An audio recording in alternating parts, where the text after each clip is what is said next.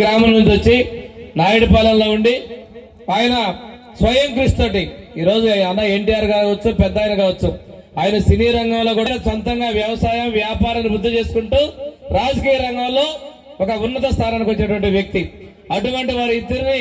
ఆదర్శంగా మనం తీసుకోవాల్సిన అవసరం ఉంది. ఈ రోజు కొండేపి నియోజకవర్గంలో దాదాపుగా పెద్ద ఆయన ఉన్నప్పటి నుంచి కూడాను అభివృద్ధికి సంక్షేమానికి ముందుకెళ్తా ఉన్నాం. ఈ రోజు నియోజకవర్గంలో అండగా దామచర్ల కుటుంబం, అదేవిధంగా ఈ జిల్లాలో